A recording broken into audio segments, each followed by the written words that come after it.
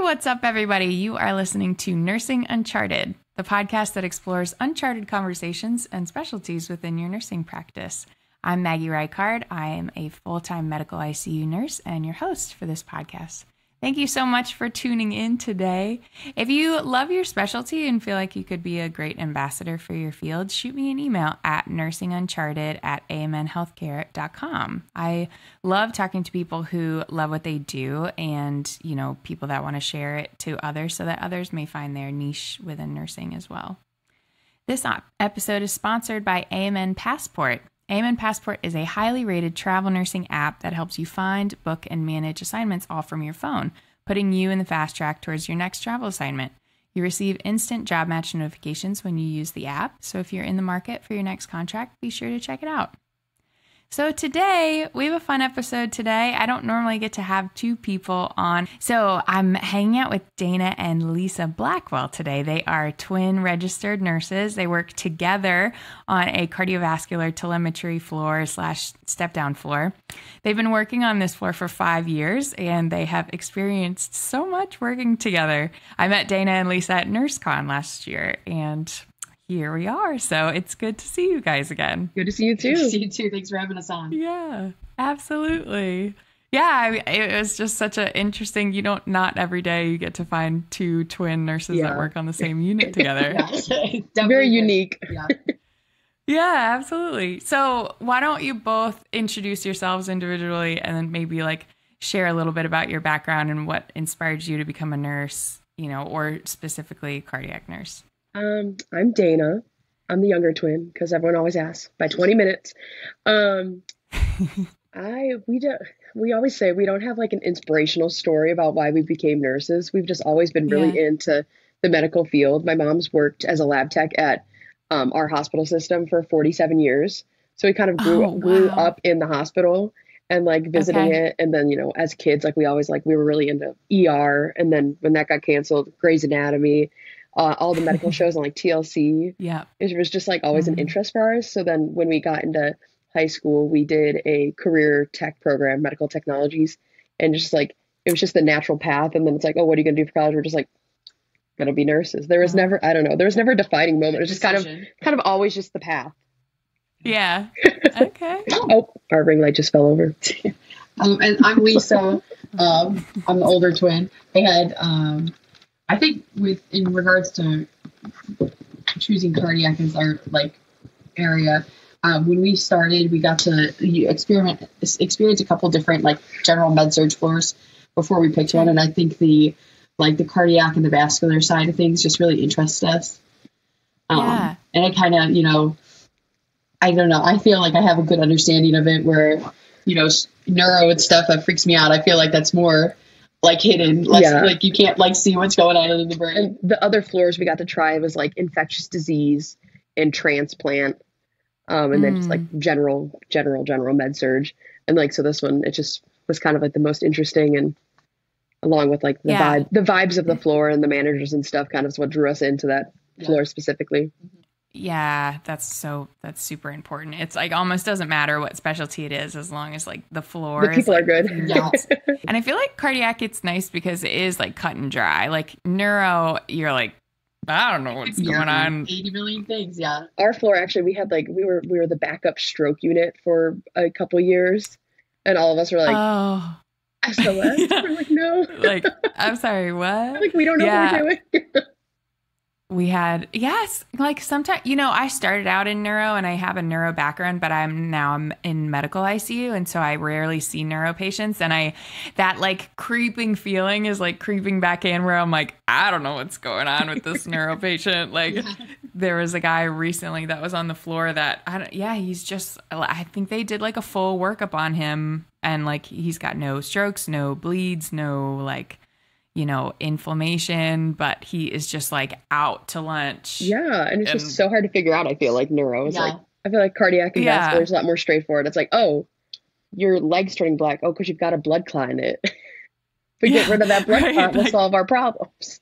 2 and 2. Yeah. And you can, there's every single way to image the heart, labs. We know exactly what kind of things are affecting what cardiac wise. Like, I feel like everything is like, just, figured out. Like, all different sides by so many different, like, imaging, like EKGs and, labs versus like, you can look at the, arteriograms or venograms. Like, there's just, you can see it from all different sides. Yeah. Which I guess, I mean, you can do that for a lot of places, like a lot of specialties, but I feel like cardiac, it's like, we know, we have hearts figured out. Yeah. So your decision to work together on the same unit, was that always the plan, to try to work on the same place? No. So we, like, growing up, we're always trying to like differentiate ourselves because we're twins, right? Whatnot. And we look very similar. So we have similar interests, but not the same. So we're not surprised that we picked for college, we decided to go to different college, or we went to the same college, but we made the decision separately and it just happened to be the same. And we weren't surprised by that. So then when we were choosing what floor it was, we were not surprised that we liked the same floor. Yeah. And our floor was very like open to like having both of us on it. Where another one of the floors was like, well, I'm not sure about having twins on the floor or whatnot. So that also like helped because we're like, okay, they're open to it because, I didn't want to like have to choose a different floor to work just because they didn't want both of us. Yeah. Because that didn't seem fair because we're also very like, all right, just because we're twins doesn't mean that like we can't do something or whatnot. Yeah. So it wasn't like the plan, but I guess we're not surprised. Yeah. It's always kind of been like we make big decisions separately, and then they just end up being the same decision. Yeah. That's good that you guys think like, because that leaves space for both of you that, that makes sense. Yeah. So definitely not surprised that we ended up on the same floor. Yeah. Mm-hmm. I wonder why, I don't really understand why management wouldn't want twins on the same floor. Yeah. Yeah. Because I guess there could be like, because since we're like the same level, there's no like conflict of interest. There's no like hierarchy. If there's like, if Dana was like a nurse practitioner or something and we were working on the same floor, there could be like conflict of interest in that regards. But yeah, so I was like, I don't see a problem with it because, there's no, it's not like we're going in and like tricking people or doing anything like that or like ganging up on purpose. people. Yeah. But our floor we also already had a set of sisters on our floor that had been working there for years and years and years. So they were already kind of used to the idea and like, they weren't twins, but like they knew how like that it would be fine and that it wouldn't be an issue. Yeah. Yeah. Yeah. That makes a lot of sense. So that helped. Yeah, definitely. So I'm sure that there are, ups and downs, like positives and negatives of like having your sibling on the unit. Like, how does that dynamic work as twins? Like, how does it affect your like communication or teamwork or, Yeah, obviously we bicker more than you would with your normal coworker. But like, it's just like little stuff or be like, she's annoying me today. Or like, she did this. Or like sometimes, a lot of the times, one of us is charge nurse. So then we'll be like, when it's like, oh, you're getting an admit. You're like, why am I getting the admit? And like, just like, I don't know, little bickers and kind of, you'd say things to her at work that you wouldn't say to your other coworkers or like get mad about stuff that you wouldn't get stuff about like with everyone else. But yeah, like we obviously we're just like are still professional, but it's like, I could get away with saying so much more to her than I would be able to. Like if I said something to a coworker, they'd be like, that was so disrespectful, but because it's her, I know what you mean. It's like, you don't care. Gets it, but I'd say it's mostly positives. The biggest positive of it is like you always have someone that gets it. Like if you have a rough day or something happens or whatever and you need a vent, you go home and that person knows exactly who you're talking about, what you're talking about. They know management, they know your types of patients, they know the doctors you're working with, like they know. So they 100% get it. If you have like an issue or a problem you want to vent about, it's not like, you're going home to, another sibling or a spouse or whatever that has no idea about anything. And they're just like, oh yeah, that's so unfortunate. They don't really can be like, get the struggles. They did this to me the other day. I get it. And like, it's just good. It's good venting. And I think good for the mental health. The biggest like issue we've ran into. So people are always like, do people get confused or that? And so like patient wise, it's never really an issue because our patients are usually never interacting with both of us. Sure. So it more becomes like with like family members or doctors when they're in the hallway and they don't actually like get to know you very much. So there's a lot of the times where we have to redirect and be like, a family member will like ask me a question. I'll be like, well, actually, I'm not the nurse. I have a sister. And then they look at you like you're crazy because they're like, what do you mean? They think you're lying to them. And I'm like, I swear I'm not. Yeah. Or like doctors like, will just come running up to you and start spewing information. You're like, hold up. Like, not my patient. Or like, and then they'll be like, oh, do you know where Lisa is? And I was like, oh yeah, she's over there. She looks just like me, but her name's Lisa. And then they really look at you confused. And then they'll come back a few minutes later and they're like, you weren't lying. Oh. And I'm like, yeah, no, I'm not. Like that literally that's literally happened on Saturday. A doctor was like talking to me and he was like, I was like, oh yeah, I have a sister. And then he's like, oh, that makes so much sense because I saw you over there this morning. And then 2 seconds later, I saw you on the other side. I was like, yeah. I was like, we just like to say that we walk really fast. Yeah, really. Do you like wear the same clothes, same like scrubs? Yeah, because we have to like, we have to wear one color. Oh, we all have to wear navy. Yeah. So that doesn't help. Okay. Because that doesn't help. No. We did just have black shoes, but now just like last week we switched and we got new shoes. So we got some nice Hokas. So she's got pink, I've got purple and blue. So thinking another thing to help tell us apart, because like the only thing different really was our stethoscopes. She has pink, I have purple, but otherwise like we, dress code wise, we had to dress the same, which is not our norm outside of work. Like if one of you were charged and like, you have like an honorary patient and like that primary nurse is like, that has you want happened to talk before. to charge? Okay. Yeah. And then you come in, you're like, did you just really do that to me? Like, no, I walk in, I'm like, it's funny. It's I'm hilarious. like, hi, I'm Lisa. I'm Dana's sister. I'm the charge nurse today. Then they're like, oh. And the patient's probably like, well, obviously this might not go well for me because obviously that's her sister. Yeah. And then like with like the doctors, like our coworkers, most of them do a pretty good job. And then doctors that we work with on a daily basis, they might not know how to tell us apart, but they at least know that there's two of us. So they make sure they're talking to the right one before they start going. Say whatever. Where like with the new doctors or the teams that we don't see as much, they'll just like start going. And I'm like, I was not the person you talked to 5 minutes ago. I have no idea what you're talking about. Yeah, right. Oh, you guys probably have to correct people all the time. Well, that's just like that's been our whole life. So it's like, it's whatever. We're used to it. Yeah. But it's okay. It's like, it only like, at least from my perspective as a twin, it's only annoying when I'm like, you should know who I am. So like doctors and stuff that I've never seen before, I don't expect them to be able to tell us apart or know who I am.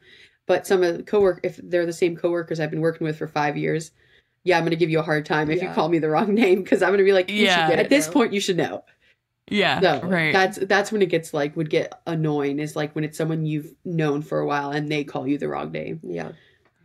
Have you ever like, one of you isn't working that day and like you're sick and like call out and you're like, just go in for me, just cover for me? No, because we mostly have almost always have like the same schedule. Like we work the same days, and we do that on purpose. We do that on purpose for like our social life. Most of the time we're there together anyways. But then even if we don't, like we would not like we work our 36 hours and we're good. Like we wouldn't be like, oh, hey, can you go work an extra day for me so I don't get a call off? Yeah. Sorry. I think people would figure out too. And people would figure out. A lot of our people, we've been there for 5 years, so a lot of them do know. I think even our manager would be like, you're not the right At twin. some point he would be like, that's not Dana. Pull it on me. And our manager's a twin as well, so like he would know. Like he would, I feel like he would fish it out. Yeah. And then like if one of us is scheduled, every single time, if one of us is scheduled and the other one isn't, as soon as I get to work, where's Dana? And I'm like, well, obviously she's not scheduled today. I'm like, she's at home sleeping. I'm like, if she's not here, they obviously didn't schedule her. She didn't just like not show up to work. Yeah, right. Like you have to explain why the other one isn't there. I know, whenever that, like, where she's not scheduled today? I don't know like, what to tell you. I didn't make the schedule. Yeah, right. Do you guys have any like memorable experiences like that pop out in your mind, like of the two of you working like together on the unit? I don't know. I don't either. I don't know. Or like to think of experiences that like you're like, oh, I'm really glad she was there that day, or like I cried the other day at work. Because someone was not being very nice to me, and she was like right there. She's like, Lisa, it's okay. I agree. She was like, she like did the right thing. Like, I guess when it's because obviously nobody likes crying, and like in public. And I don't, luckily I don't cry at work often, but like she was like there so she could be like, Lisa, like you're fine. Like I agree with what you did. Like you weren't like doing anything wrong. So it's like nice because like obviously she understands. So like if we get that, I guess it would just be like in general, like if she gets like she understands my emotions and like how my brain works. So it's like if I'm having a moment at work or like something happens and like I, you know, go off or like I get frustrated, like she could be like to everyone else, it's like, no, just give her moment. She'll be over it. She just like needs a moment to, you know, be dramatic or whatever. And then she'll be fine. Just like, so, you know, that helps the process and helps it, you know, be like to everyone else, like, hey, this is just how it works. It's going to be okay. Yeah. So I guess in general, nothing like crazy where it was like be like just like having her there. But like when, as you said, like when one of us is charged and we walk in and we're like, hi, I'm the charge nurse. Yeah.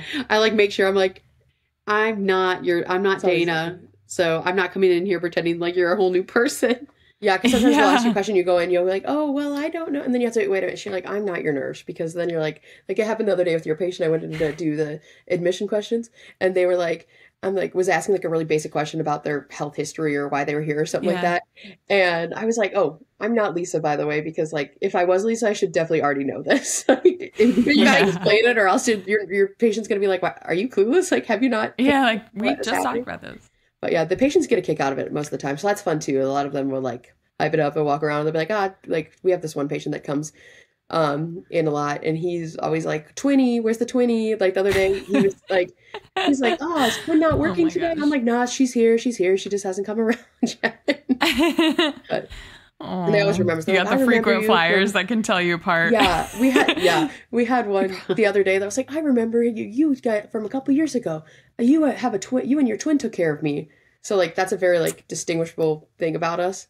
So like people be like, oh yeah, I remember the twins taking care of me a couple years ago, and like, well, and I think with that too, in general, we're just like, because we're in a unique situation, like we're very recognizable, and like we're very like loud at work. Like we're not like quiet people that are like just like in a corner keeping to themselves. So I feel like in general, when it comes to like people like on our like people in the hospital knowing us, I feel like a lot of people in the hospital like know who we are. Because they'll be like, oh yeah, you're the twins that work over there or whatever. You're the TikTok twins. And I'm like, I've never seen you in my life. But they'll like, they've heard about me. They've heard about me. I'm like, oh no. Oh my gosh. That's awesome. Well, how big is your hospital? Because I feel like you could also just be like, you know, very few, you know, there's probably very few. Pretty big hospital. Twins. We work at the in our hospital system, it's the biggest like main campus hospital. Yeah, okay. And it's either, I don't even know, it's either the first or second biggest in our, probably second biggest in our city. For some reason, like 600 beds, that seems like not enough. Yeah, like our unit has 30 beds itself. Yeah. And then there's 9 floors that also have 30 beds. And then we have the whole other section of the hospital. So yeah, pretty big. It's pretty big. But I think it also like helps too. Like we've had like times where like in the past where we were like floating every week. So then like obviously that helps disperse you. They got to know us. Yeah. They're like, what are you doing over here again? And I'm like, I don't know what I'm doing over here again. Yeah. Just the luck of the draw. Luck of the draw. Everybody's got to do it. Everyone's got to take their turn. Yeah, right.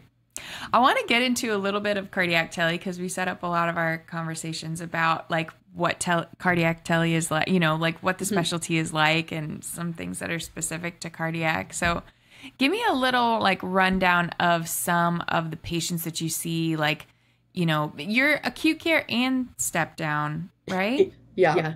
So basically we have 30 beds on our unit. And we were just like a telemetry floor. And then they switched 9 of the beds earlier this year to step down. Okay. And right now we never have like a full step down because like they will just put regular telemetry patients in there if they don't need them. Yeah. And they're easing us in. Yeah. So usually we will have like one step down nurse. So they'll have like 1 to like 3 step downs because they have to keep that ratio down.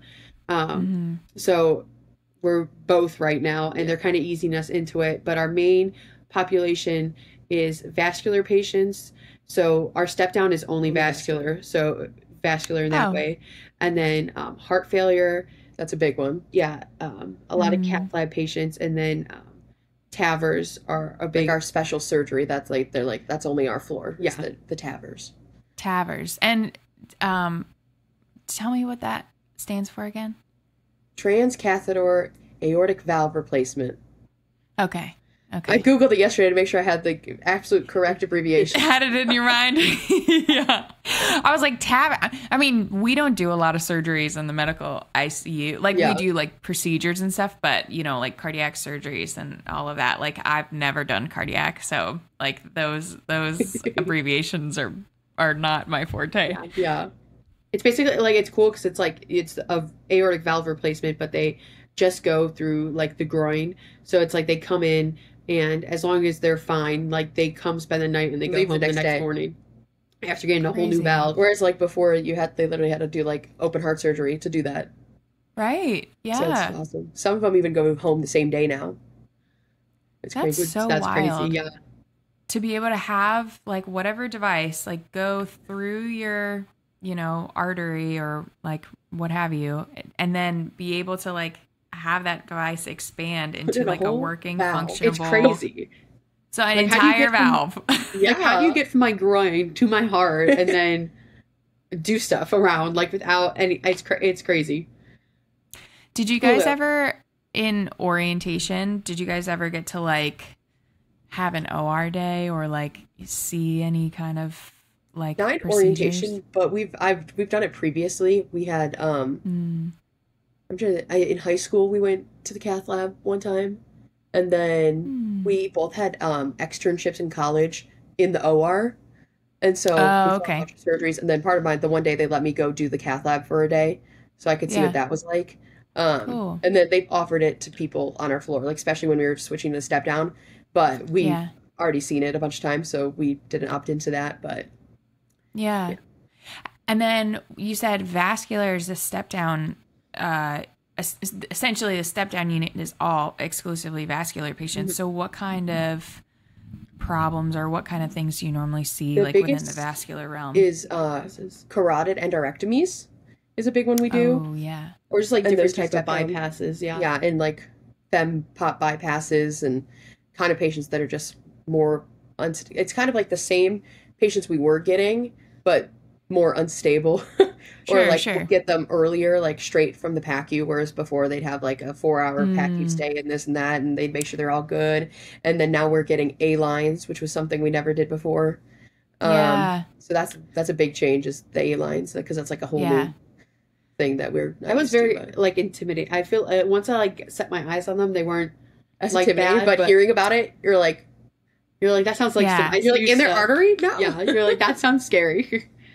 But man, they're so good for labs. Oh, I love them for labs. They're I know that's so easy. That's what they keep telling us. Like, I haven't had opportunity to draw labs off of one yet, but they're like, oh my gosh, they get their labs. I'm like, okay. It just pulls like butter, like because it's like, you know, I mean, it's the arterial pressure. Yeah. So you just like zoop. You're like easy. I love that. I don't know if you guys have like the safe sets. We have these like for A lines. We have this. We call it a safe set. It's essentially like, you know, you don't have to like put a blunt tip needle in like the little, you know, rubber stopper in order to like pull up labs.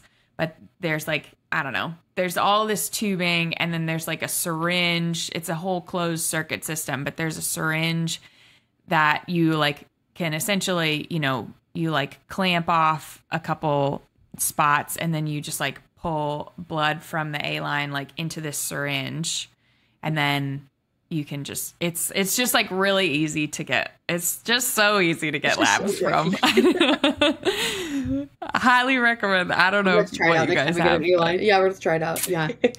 Yes. Yeah. Like, here we go. They're the best. And like gases, like I don't know. I mean, you know, like for congestive heart failure patients or something. Like, well, you said that those are only in acute care, but sometimes you want a blood gas, like an AEG or something. So like you know, you don't have to do like an arterial stick to get those blood gases. That's a good, You just get it from the line. Because like obviously like on the tele floor, we can't do ABGs at all because It either has to be the doctor or respiratory. So that would be handy. And then we could just, I didn't even think about that. Me neither. Yeah. It would be easy.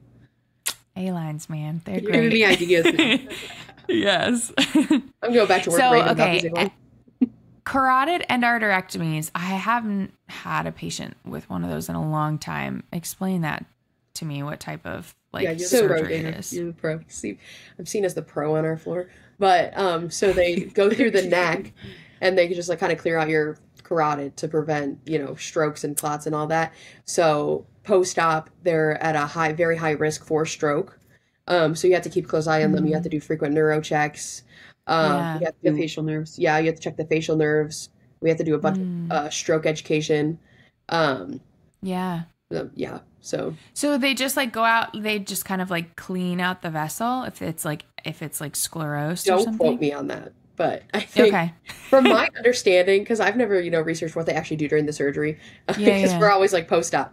But yeah, from my understanding, they go in, they like clean out the carotid, and because we do carotid stenting too, which is a different surgery, but they clean it out so that there's no like calcification and stuff that can dislodge and cause a stroke.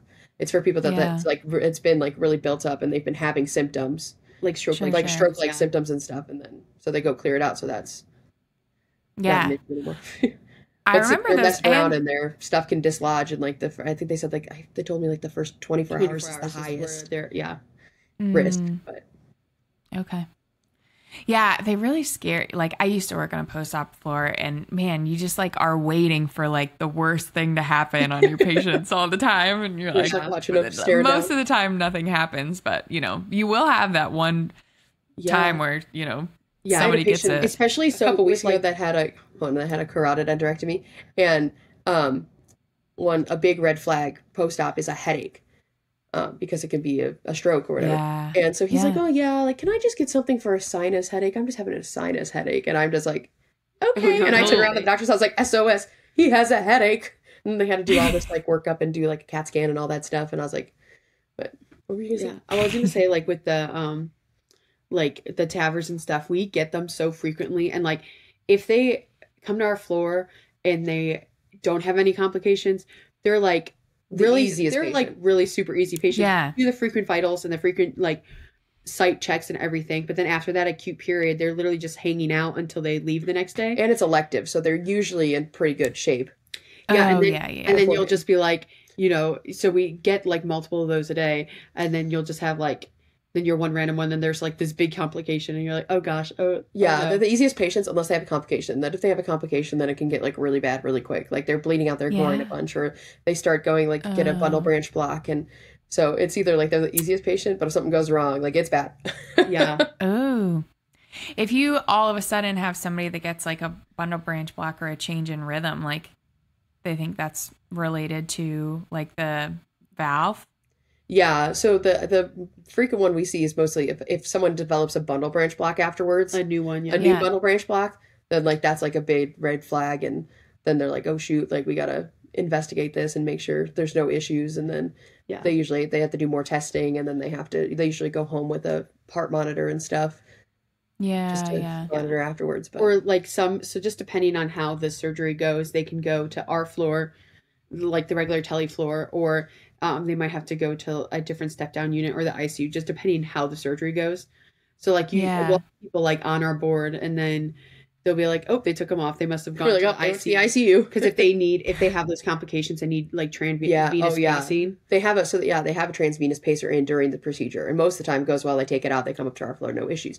But if they see while they're still in surgery that they have the bundle branch block and stuff, they'll keep that in and send them to the ICU so they can hopefully correct that.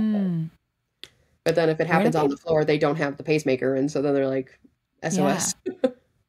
Do they put that through the groin? That goes through the neck usually. Oh, okay. Pacer through the neck, and then do the surgery through the groin. Yeah, the groins. Yeah, just like making a bunch of holes. Yeah, a bunch of very small holes that like to bleed sometimes. Yeah, I know. That's just critical care for you. I know, right? You never know when there's just going to be blood. Oh, I know. Yeah. Gosh. I mean, OR complications are so scary. I remember I used to work on neurosurgical floor. And so like we would be worried about hematomas, you know, like back hematomas or something. And like all of a sudden, like you wouldn't be able to feel like your leg. And so we'd be, or like sometimes there's swelling and inflammation there. And so people would be like, I have numbness like in my legs. And you have to be able to determine like, okay, is this just, you know, inflammation, or is this like or are they getting a hematoma? Exactly. Yeah, that's terrifying. And that's how it is, because it's like the very fine line between like, okay, this is okay, and like this is not. Like with, you know, with the groins, it's like, okay, if it's like being able to determine, okay, they're bleeding a little bit, this is fine, and then be like, oh no, like their artery's still bleeding. Okay. Yeah. Because like, you know, sometimes a lot of the times when they like get up for the first time or whatnot, there's pocketed blood inside. Yeah, because it's just like a pocket of blood like under the skin. And if that comes out, then it's like, okay, then it's not, you know, you hold pressure or whatnot, but it's just like the blood that's just like hanging out between like the artery still bleeding. Then you're like, oh no, now we need to get some epi-lido. Yeah. Epi and lido, like that's what you normally get for yeah. Oh. If it's bleeding and it won't stop, then they'll come and inject epi-lido. Okay. Yeah. Interesting.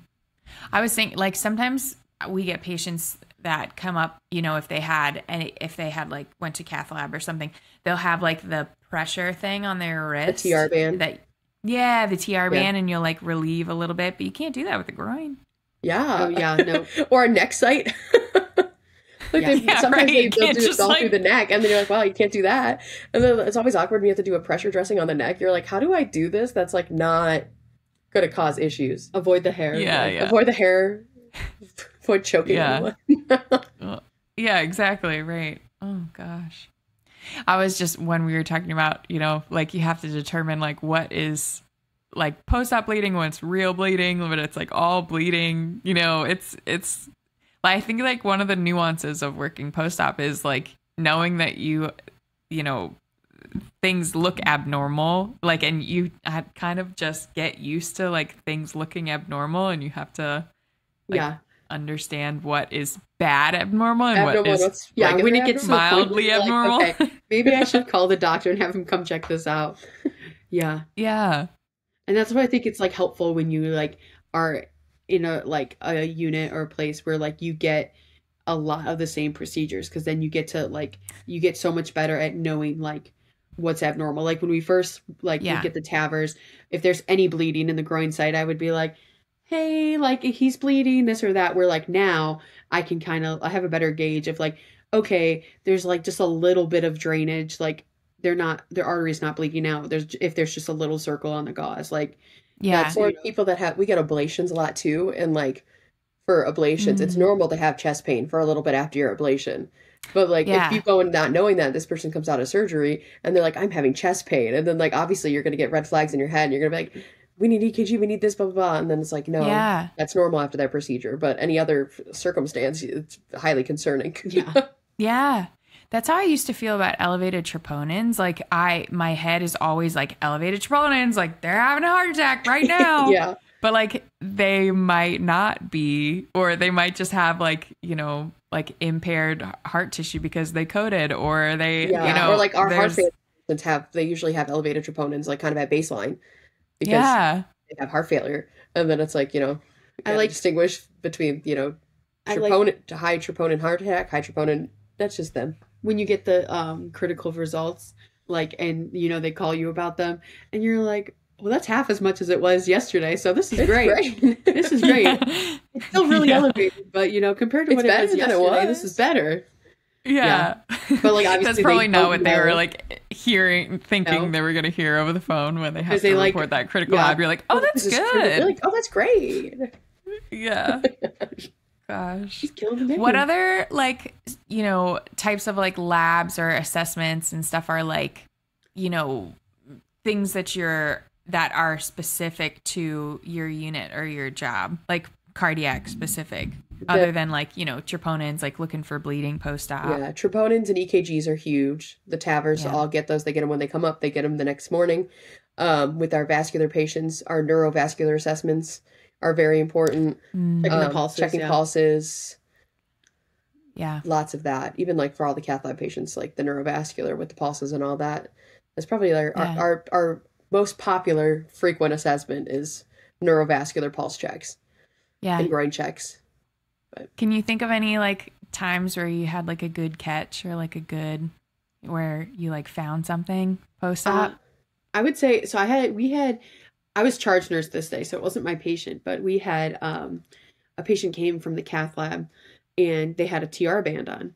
And this was a couple months ago. And, you know, I was like in there just helping her out, and I like just looked and I'm like, that hand looks a little purple to me. And, you know, I was like, I walked out of the room. I'm like, hey, like the hand looks purple. Like she has like a pulse. I can feel a pulse, but like, I think that TR band is like on too much. Right. Yeah. And like, because she had just came fresh out of the cath lab, I didn't want to just like take all the air out. I didn't want to start spewing. Yeah. So, right. Yeah. We're trying to get in like contact with the doctors or what, like, we're like trying to get in contact. It takes a while to get in contact with them. I like get our educator and I'm like something's up. Something's not right here. And then she was also developing, I don't know if it was, I think it was like a hematoma from like an IV that had infiltrated or something on her arm that had gotten like much worse than she got up here.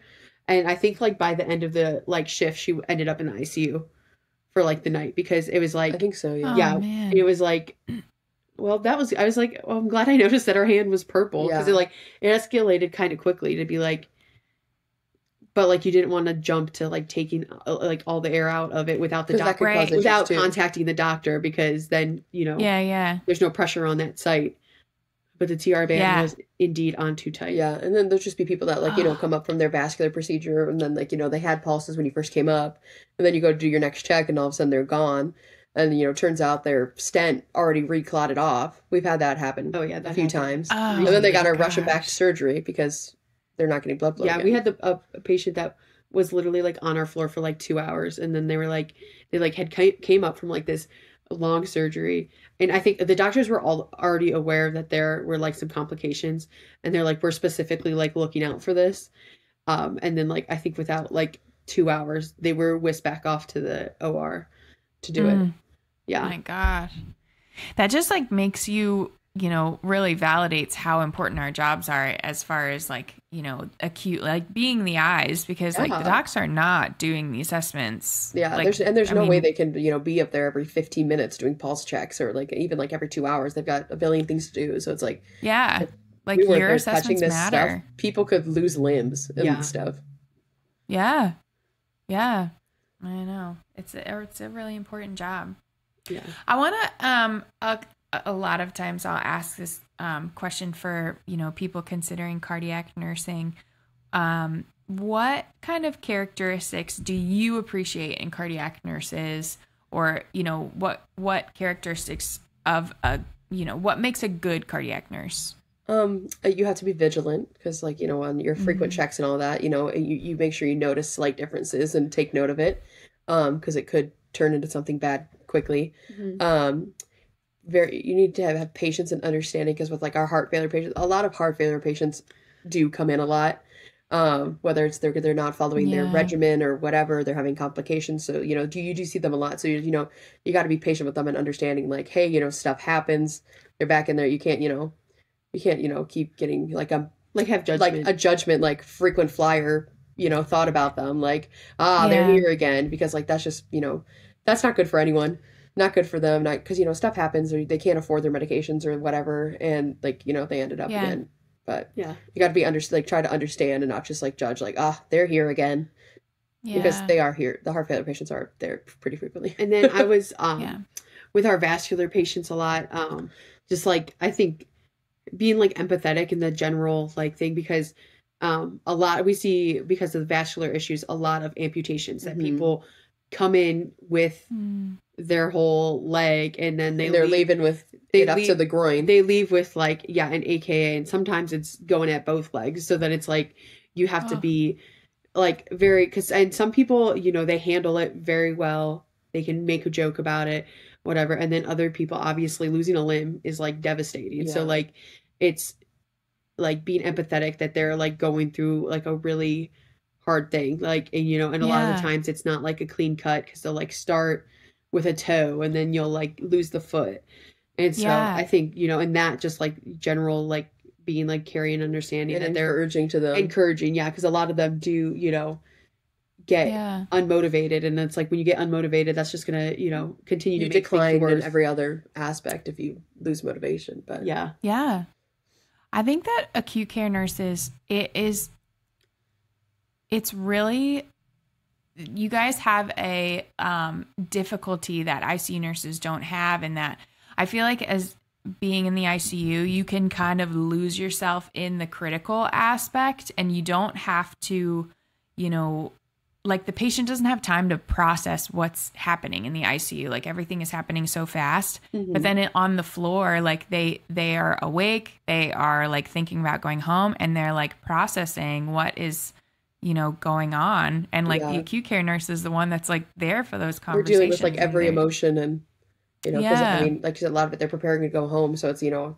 you have to talk them through that. And it's like, you know, a lot of patients, you know, hey, you know, they were independent before, and now they're like, hey, they're recommending that you're going to go to a nursing facility, and like people hate to hear that, but like you need to be like, yeah, they're gonna, you know, help get you stronger, and then you're gonna, you know, get out, and you just got to help them process through it, because, you know, it usually is, you know, a big change for them, especially if they have like the big surgeries and the amputations and stuff, like and there's people you see like you're there for, like they're there for a while too, and then because, you know, if they're continuing vascular issues that are not getting better, they'll be there for a while, and then they decline in other ways.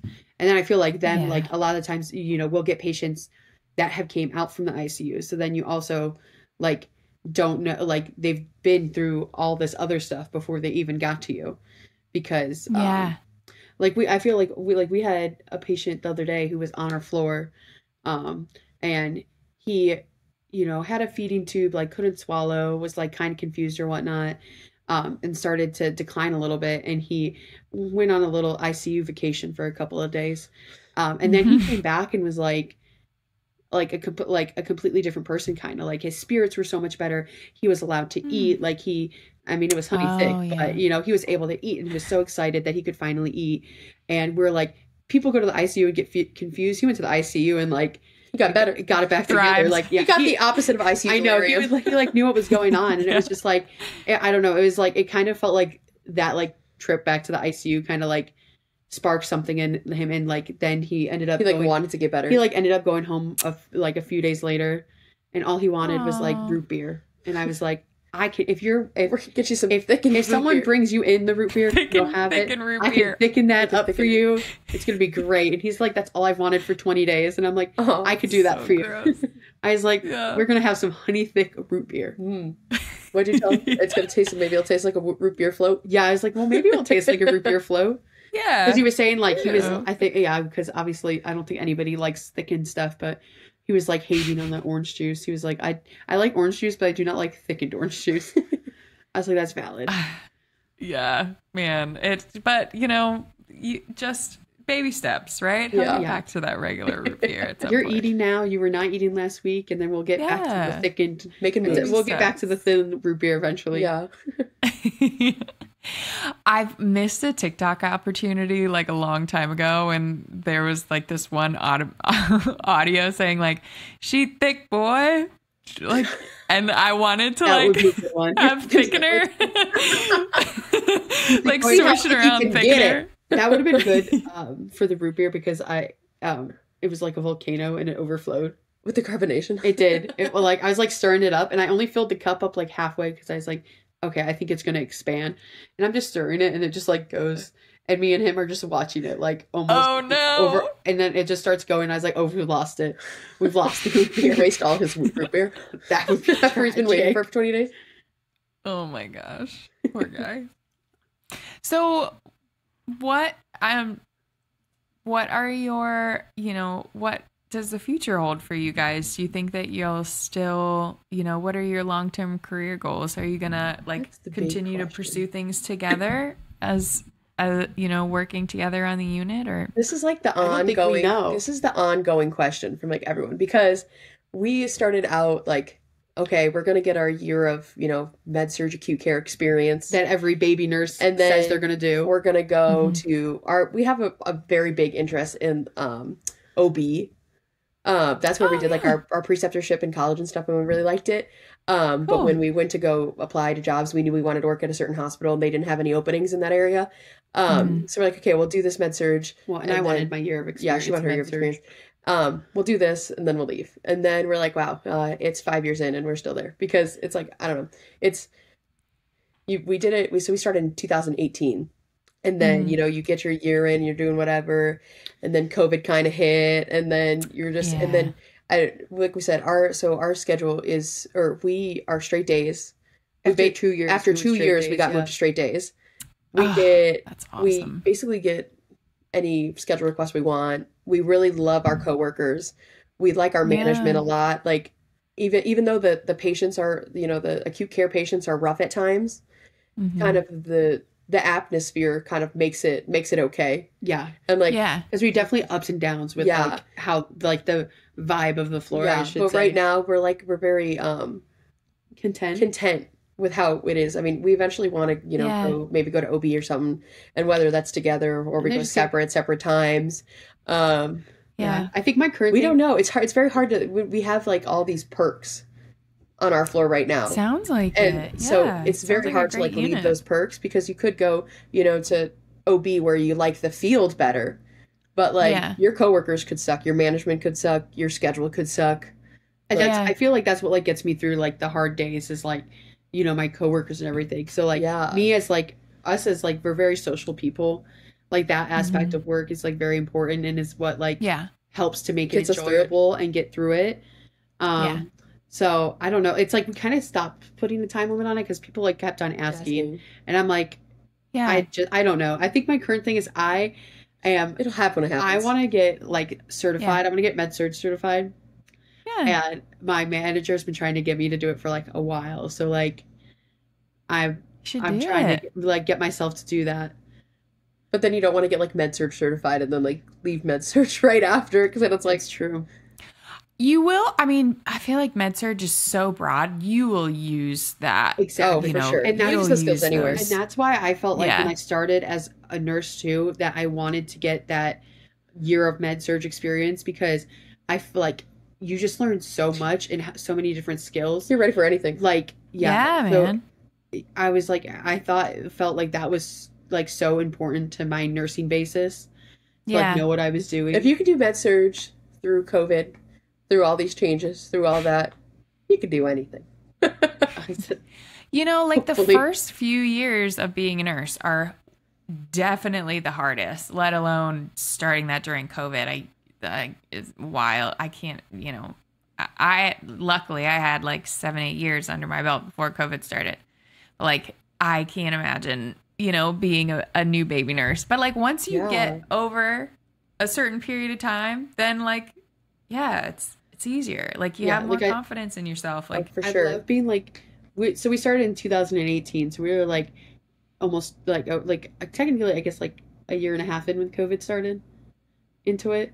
And then you'll be like, to the people that started during COVID, you're like, so before COVID, we used to do did this and this. You see this on my memories. I'm not wearing a mask before that. I mean, we're not wearing masks now, but like during COVID for those couple of years, you're like, oh wait, that's just a picture of me at work without a mask on. That's weird. That's different. But I know. Yeah. Like how they had to come into nursing and how they had to do nursing school. It's like insane to me. Crazy. Yeah. How they like bless clinicals and everything. I was like, that does not. I'm so glad I wasn't a part of that. I'm glad that. I know, those poor souls. We got to take care of those guys. Yeah, we definitely. Well, where can people find you? I know you guys said you had a TikTok, or, you know, if you want to plug your social media, feel free to plug your social media. I'm 14DA Blackwell on Instagram and TikTok. Go like all my TikToks. And I'm Blackwell 1515 on everything. Awesome. Yeah. Well, thank you guys so much. It was great to see you after NurseCon. We had such a good time. Yes. And we got to do it again. That was so fun. It was the best. Are you guys going to Mexico? We want to, but we have to see. We've got a couple weddings and bachelorette parties and stuff that we have to figure out if we're going to have enough vacation time and can organize it. But we would love to, because that was so fun. Yeah. We want to try to we went just by ourselves last year. We want to try to see if we can recruit some nurses to come with us. Yes. Yeah, the more the merrier. We went to Nurse Blake's show the other night. Oh, cool. The new one, the like shock advised. It was so good, but we walked in and I'm like, there's his magazine, and we open up, there's NurseCon, there's pictures of us, and then he has a flyer for NurseCon, there's a picture of us, and then we're sitting in the theater on the screen, there's an ad for NurseCon, there's a picture of us, then there's the video for NurseCon, there's us in it. Oh my God. Like, I didn't know I was coming to promo here. It's like seeing myself everywhere. I was like, hello. That is so funny. Oh my God, that's awesome. Yeah. And he's going to do a land-based conference next year, it looks like. Oh, no way. So I feel like that will be easier to like get to my coworkers. Get other people to come join. Yeah. Oh, that's awesome. I didn't realize that. So we'll see. Yeah, that's He hasn't announced. He's like just starting to like promote it, so nice. We'll see what happens. Oh, cool. Well, thank you guys so much for coming on today. Thanks for talking to me about being twins and cardiac. Yeah, this was awesome. It was fun. All right, I'll talk to you soon. All right. Thank you. Bye. Thank you. Bye. That brings us to the end of the show. Thanks for tuning in to Nursing Uncharted. To learn more about today's episode, make sure to explore the show notes at americanmobile.com/nursinguncharted. And don't forget to subscribe so you never miss a guest. If you're a nurse interested in traveling, visit americanmobile.com to explore the largest database of travel nursing jobs in the industry and the amazing benefits that American Mobile has to offer. Also, a special thanks to producer Jonathan Carey, assistant producers Katie Schraubman and Sam McKay, and Aiden Dykes for the music and editing. Until next time, take care of yourself.